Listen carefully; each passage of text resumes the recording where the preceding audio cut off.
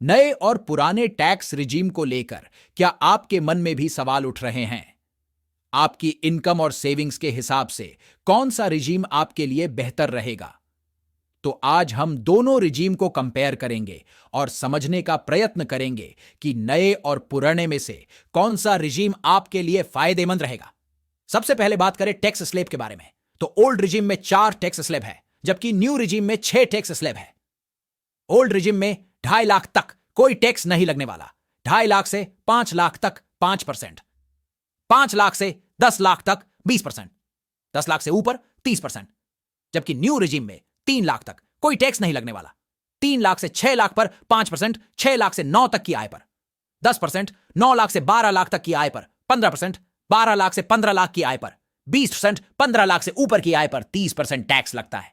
यहां पर old regime में 2.5 लाख तक कोई टैक्स नहीं लगने वाला, जबकि न्यू रिजीम में 3 लाख तक कोई टैक्स नहीं लगेगा। ओल्ड रिजिम में सेक्शन 87A के तहत 5 लाख से कम टैक्सेबल इनकम वालों को टैक्स में 12,500 रुपए तक की छूट मिलती है। इस तरह कैलकुलेशन करने पर इसमें 5 लाख रुपए तक कोई टैक्स नहीं देना पड़ता है। जबकि न्यू रिजीम में सेक्शन 87A के तहत 7 लाख से कम टैक्सेबल इनकम वालों को टैक्स में 25,000 रुपए तक की छूट मिलती है। इस तरह कैलकुलेशन करने पर इसमें 7 लाख रुपए तक कोई टैक्स नहीं देना पड़ेगा। अब जानते हैं ओल्ड और न्यू रिजीम में कौन कौन से एक्सक्लूजन्स एंड डिडक्शंस मिल रहे हैं। ओल्ड टैक्स रिजीम में लगभग 70 प्रकार के एक्सक्लूजन्स एंड डिडक्शंस मिल रहे हैं। इनमें से कुछ खास है, उनके बारे में बात करते हैं। Standard deduction. Old tax regime में सैलरीड और पेंशनर्स को 22,000 का स्टैंडर्ड डिडक्शन मिल रहा है। फैमिली पेंशनर्स को भी 15,000 का डिडक्शन मिल रहा है। हालांकि यह standard deduction new tax regime में भी मिलने वाला है। Section 80C।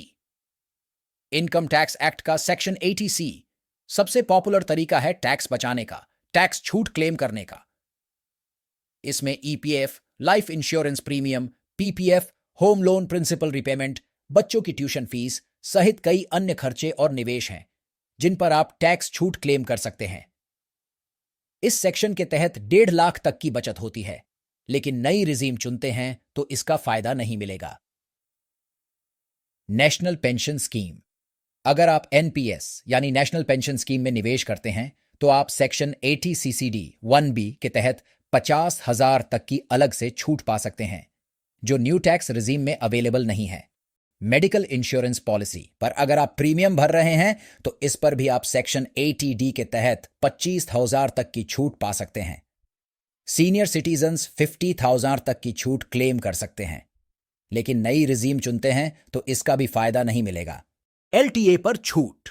अगर आप नौकरी पेशा है तो सेक्शन 10(5) के तहत आपको मिलने वाले एलटीए यानी लीव ट्रैवल अलाउंस पर छूट मिलती है, जो न्यू टैक्स रिजीम में अवेलेबल नहीं है। एचआरए पर छूट। अगर आप किराए के मकान पर रहते हैं तो सेक्शन 1030A के तहत आप अपनी रेंट रसीद दिखाकर भी नियम के हिसाब से टैक्स छूट क्लेम कर सकते हैं, लेकिन इसका भी फायदा नई रिजीम में नहीं है। सेक्शन 80TTA और ACTTB। ACTTA के तहत सेविंग्स अकाउंट पर मिल रहे ब्याज पर 10,000 तक और 80TTB में सेविंग्स अकाउंट या किसी तरह के डिपॉजिट पर मिल रहे ब्याज पर 50,000 तक टैक्स बचा सकते हैं, लेकिन नई रिजीम चुनते हैं तो इसका फायदा नहीं मिलेगा। 80DD। अगर आप या आपकी फैमिली में कोई व्यक्ति डिसेबल है तो ACDD के तहत 75,000 से 1,25,000 तक डिडक्शन मिलेगा। नया टैक्स रिजिम चुनने पर इसका बेनिफिट नहीं मिलेगा। 80DDB। अगर आप या आपकी फैमिली में कोई व्यक्ति बीमार है और यह बीमारी 80DDB की बीमारियों की लिस्ट में है तो उसकी ट्रीटमेंट के लिए जो खर्च किया है वह 80DDB के तहत 1 लाख तक डिडक्शन मिल सकता है, जो न्यू टैक्स रिजीम में आप क्लेम नहीं कर सकते। ATE। हायर एजुकेशन के लिए लिए गए एजुकेशन लोन के ब्याज को आप ACE के अंतर्गत बिन किसी सीमा के टैक्स डिडक्शन क्लेम कर सकते हैं, जो नए रिजिम में अवेलेबल नहीं है। Home loan. आपने होम लोन लिया है और उसके ऊपर आपने जो इंटरेस्ट पे किया है वह सेक्शन 24B के अंतर्गत 2 लाख की सीमा में टैक्स डिडक्शन क्लेम कर सकते हैं। और अगर यह आपका पहला मकान है तो अलग से 50,000 तक सेक्शन 80EE के तहत टैक्स डिडक्शन क्लेम कर सकते हैं। लेकिन यह डिडक्शन नए रिजिम में अवेलेबल नहीं है।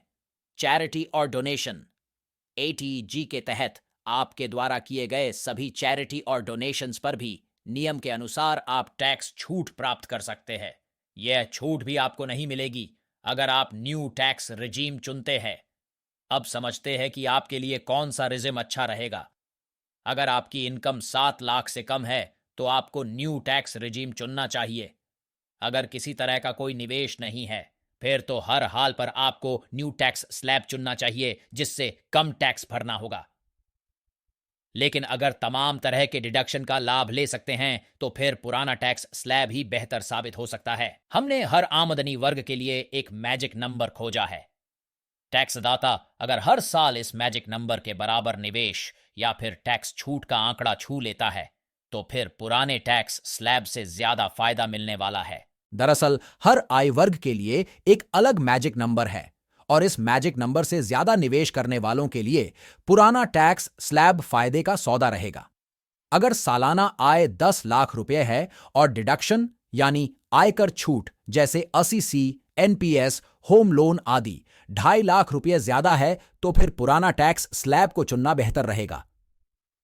यानी 10 लाख की आय वालों के लिए 2.5 लाख रुपए का मैजिक नंबर है। इसी तरह 15 लाख की आय वालों के लिए 3.18 लाख रुपए मैजिक नंबर है, जबकि 20 लाख की इनकम वालों के लिए मैजिक नंबर 3.75 लाख रुपए है। यानी मैजिक नंबर से ज्यादा निवेश कर पुराने टैक्स स्लैब से बेहतर लाभ मिल सकता है। इसके अलावा यहां पर हमने एक टेबल बनाया है जिसमें आप अपनी इनकम और आयकर छूट के हिसाब से अपने लिए बेहतर टैक्स रिजिम चुन सकते हैं। इसके साथ ही आपको कितना टैक्स भरना होगा उसका भी एक रफ एस्टिमेट मिल जाएगा। इस इमेज का लिंक हमने डिस्क्रिप्शन में दिया है जिसे आप डाउनलोड कर सकते हैं। हालांकि अगर कोई निवेश नहीं करना चाहता तो फिर उनके लिए न्यू टैक्स स्लैब बेहतर रहेगा।